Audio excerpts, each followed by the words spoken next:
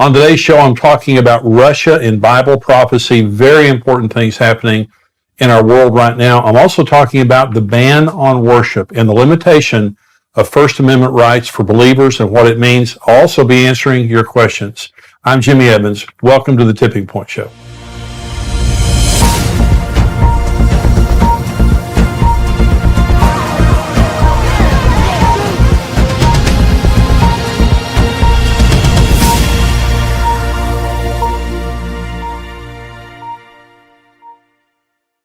I'm going to talk about Russia in Bible prophecy. Before I get into that, let me just say we have XO Now, which is our streaming platform, and we have many resources on there, over 1,000 resources on there. This is really the Netflix for your marriage and family, just for you as a believer. My content's on there, my preaching, my marriage content, David Ashley Willis, many other speakers that we have at our conferences, as well as the 21-day inner healing journey and 21-day total freedom journey. Both of these I developed out of my own experience as a believer of getting free and getting healed on the inside. If it's something that you're interested in, go on XO Now and subscribe. It's $9 a month. However, as a Tipping Point viewer, we want to give you a 25% discount. Just go on 21dayjourney.com/tipping point, and you can enter into the promo code there, Tipping Point. You'll get a 25% discount. So for a very little amount of money, you can go through the 21-day journeys. I really believe it will change your life. I believe it could change your marriage, your family's life, whatever age you are, wherever you are. This is something pre-COVID, a lot of people were struggling with their mental health, emotional health. COVID has just made much of that worse for a lot of people. I really believe that would be a blessing to you. We talk about Russia in Bible prophecy, and we're talking again about the world, the makeup of the world, and what the Bible said would happen at the very end. Now, some of the most specific scriptures related to the end times have to do with Israel. So let me talk about one very specific fulfilled prophecy. I'm going to talk about another prophecy that's about to be fulfilled, I believe. But this is Jeremiah 16. This has been fulfilled. Therefore, behold, the days are coming, says the Lord, that it shall no more be said, the Lord lives, who brought up the children of Israel from the land of Egypt, but the Lord lives, who brought up the children of Israel from the land of the north, and from all the lands where he had driven them, for I will bring them back into their land, which I gave to their fathers. Now, if you go on to a map and you look at Jerusalem, you look at Israel, you go directly north, is Russia. The far north, that's Russia up there.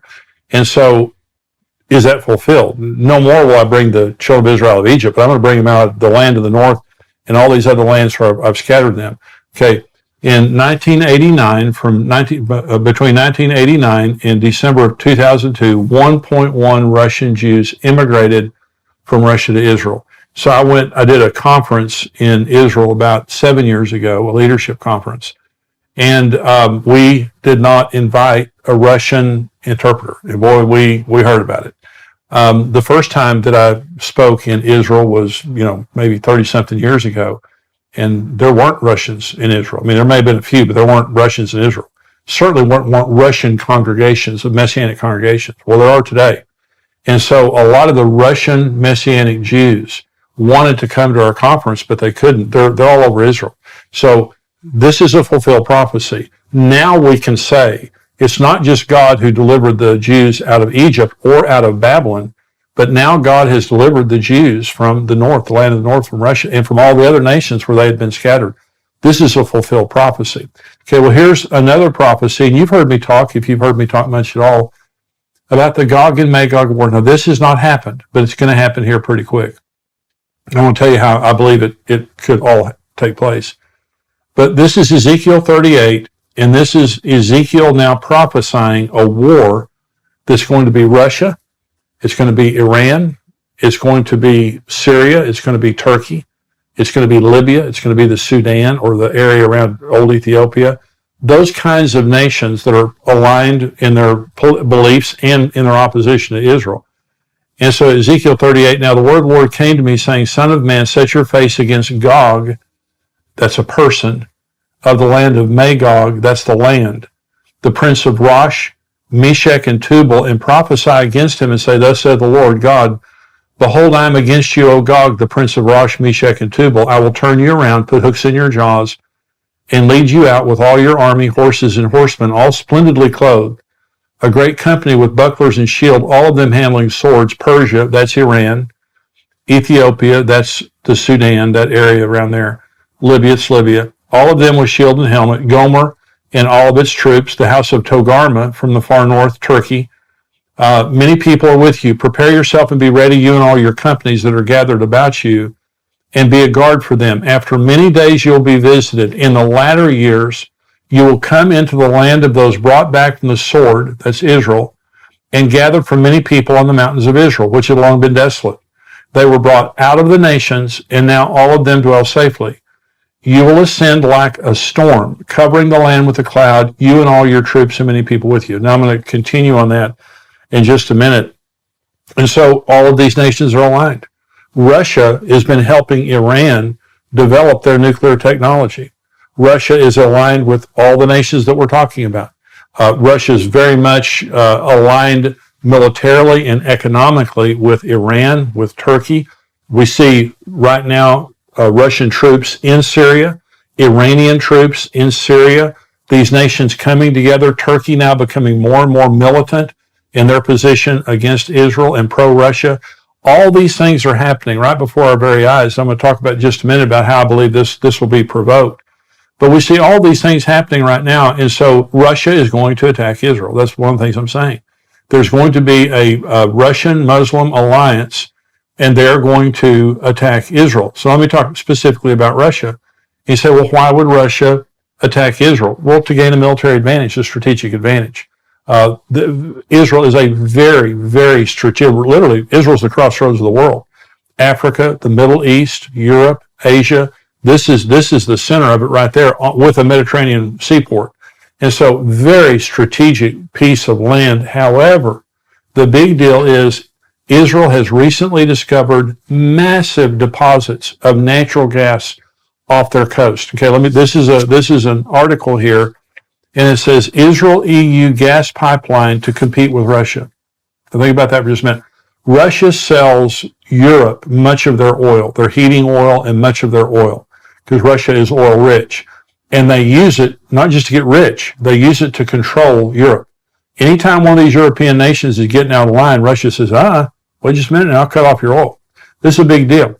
And so now Israel is building a pipeline to the EU so that they can pipe in cheaper natural gas, very efficient natural gas, into Europe to compete with Russia. This is the article. The EU and 3 member states have backed a plan for Israel to reduce Europe's gas dependence on Russia. The European Commission ministers from Cyprus, Greece, and Italy signed up to build a new gas pipeline from Israel to Europe at a meeting in Tel Aviv on Monday, the 3rd of April. The 2200 East Med pipeline, by the way, that was in 2017. The 2,200 kilometer East Med pipeline would connect Israel and Cypriot offshore gas fields to Greece and Italy. Okay, and this goes on to talk about just the incredible benefit this would be to Europe to lessen their dependency. Okay, let me continue to read Ezekiel 38, because the first portion that I read to you there was talking about Russia and these Russian-aligned nations are going to attack Israel. Now it's going to tell you why. Ezekiel 38. Thus says Lord God, on that day it shall come to pass that thoughts will arise in your mind, and you will make an evil plan. You will say, I will go up against a land of unwalled villages. I will go up to a peaceful people who dwell safely, all of them dwelling without walls, and having neither bars nor gates. Listen to this, to take plunder, to take booty, to stretch out your hands against the waste places that are again inhabited, and against a people gathered from the nations who have acquired livestock and goods who dwell in the midst of the land. Sheba, Dedan, let me stop right there for just a minute, because this is talking about America and some of the pro-Israel nations questioning the Gog-Magog alliance. Okay, so thoughts are going to arise in your heart. First part of the text I read to you says, I'm going to put a hook in your jaw. God says, I'm going to provoke this. A hook was an animal hook. And when a farmer had an animal that was stubborn like a mule, they put a hook in its mouth and drug it around. And so God is saying, you don't have a choice in the matter. I'm going to provoke you. I'm going to put a hook in your jaw, all of you, and I'm going to drag you down to the mountains of Israel. I'm going to destroy you myself. Now here it's saying, thoughts are going to rise in your heart. You're going to have these thoughts that come to your mind that say, you know something? All that stuff that Israel has, they don't deserve it. We need to deal with the Middle East problem right now, but we need that stuff. And they're taking money out of our pocket. That natural gas that they're sending to Europe, they're lessening Europe's dependence upon us, and that hurts us financially, and it hurts us politically. And so thoughts are going to rise in your heart, and you're going to come down to take plunder, to take booty, and to come against people who now have gathered back into the land, and these are rich people. Well, let me say several things. The first time I was in Israel was probably around 1985, something like that. When I was in Israel in 1985, they said Israel was the 5th largest exporter of agricultural produce in the world. The Israelis invented drip irrigation. They can grow stuff that you can't even imagine how rich the land is. It blossomed like a rose. That's another Old Testament prophecy that came true when Israel came back in the land. It is the most rich, abundant land you've ever seen in your life. The Dead Sea has over 1 billion tons of chemicals in it. We swam in the Dead Sea. You don't swim in the Dead Sea. You just kind of lay on top of the water. It's like motor oil. It is 1 billion tons of chemicals, fertilizers, medicines, all kinds of things that are made out of those right there. The Dead Sea alone is worth an absolute fortune. Then you have the natural gas. You have all the other things, the technologies. Israel is known for its technologies. So Russia is sitting there at some point in time, and thoughts are going to rise in their heart, and they're going to come down to take booty. Now, this is the rest of the text. Sheba, Dedan, the merchants of Tarshish, and all their young lions will say to you, have you come to take plunder? These nations are going to say to them, hey, we know why you're here. Have you gathered your army to take booty, to carry away silver and gold, to take away livestock and goods, to take great plunder? So here's the interesting thing. Sheba, Dedan, Tarshish, and her young lions. Sheba and Dedan, that's the Arabian Peninsula. That's Saudi Arabia. That's Yemen. That's Qatar. That's the UAE. That's Oman. Those are the nations of the Arabian Peninsula that have come into the Abraham Accords. Now, Saudi Arabia hasn't yet come into the Abraham Accords, but they're warming up to Israel. And they're very pro-Western. So this peninsula here is very much today aligned with Great Britain and the United States. Tarshish, I believe, is Great Britain. The lions, the national symbol of England, is a lion. Young lions means a colony, an offshoot. Okay, America is by far the most powerful of all the colonies of Britain. And so what this is saying is, if this happened tomorrow, that Russia, Iran, Syria, Turkey, all these nations come together against Israel to attack them, but their real purpose is plunder. It's not noble to solve the Middle East problem. It's to take plunder. And of all the nations that are in the world today, the Arabian Peninsula, Great Britain, and the United States say, wait just a minute. We know exactly why you're here. You have come down to steal what is not yours. You're not here for any great diplomatic purpose. You are here so you can take away what these people have that has prospered in their hand because of the blessing of God. So I'm doing these programs on all these nations in Bible prophecy to show you geopolitically everything is the way the Bible said it would be right now. The Gog and Magog alliance, it exists. They're against Israel. They're all in relationship to one another. Then you have the Sheba, Dedan, Tarshish, her young lions. We're all aligned together in our support of Israel. And so these things are happening before our eyes. So again, I believe that end time prophecy is ready to be fulfilled. Now, why do I say that the Gog-Magog war could happen at any time?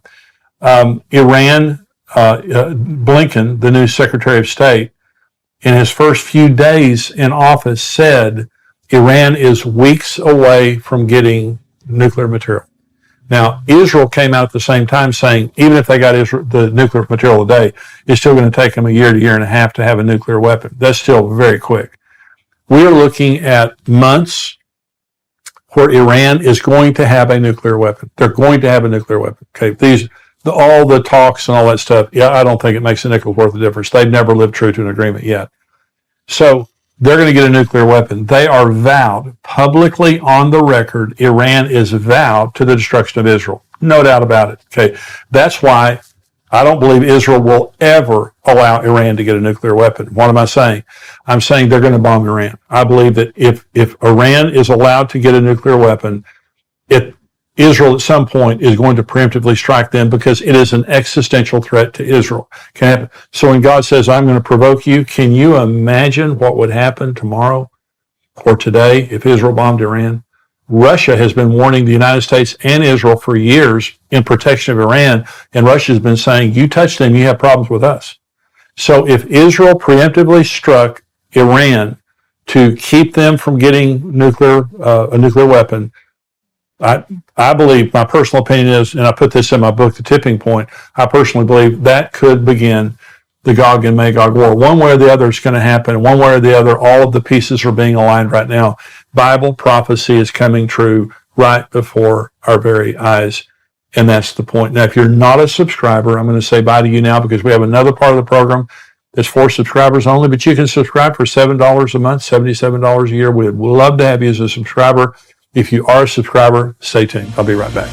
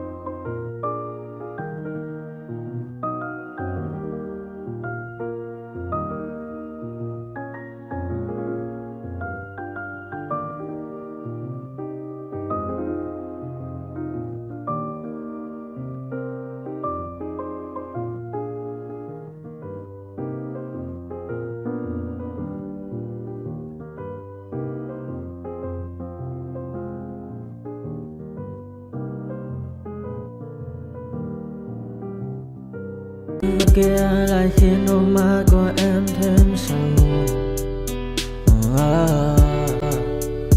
Vì sao em đi cần để lại lý trí, chẳng để lại anh khi nước mắt còn rơi, còn rơi. Vì giờ em đã vội quên đi bao câu hứa mình còn cho nhau, quên đi bao nỗi đau mình dành. Vì giờ em đã vội quên đi những lời hứa ngày nào. Vì dòng nước mắt em đã vội rơi, không thể mãi anh ngư đến vào điên rồi.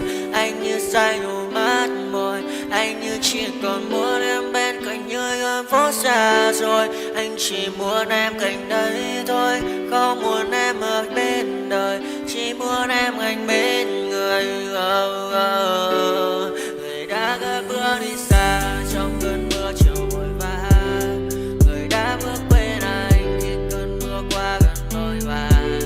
Em đã quên rồi mai sau đây yêu mà về, chẳng còn lại gì những người em bao nước mắt rơi. Em khiến con tim như trôi bay trong chiều thu đầy nắng, em khiến con tim như tan vỡ trong chiều thu mát màng. Vì còn nhiều lắm những người mang, nhiều lắm những nỗi vội vàng, nhiều lắm những cơn mưa em mưa ta bây giờ em vang không mơ không mai đứng sang. Đêm mai em còn thơ đôi hôm mai anh còn người ta xưa ta chúng còn giữ nhau, chẳng để giữ lấy em khi cơn mưa về đến. Và chẳng cần nhau khi anh với em cùng một đêm trôi. Em ơi ta còn gì nữa đâu một cơn mưa ngày hôm qua, ta còn lại gì nữa đâu khi em. I feel like I'm losing my mind. Is everybody in the world blind?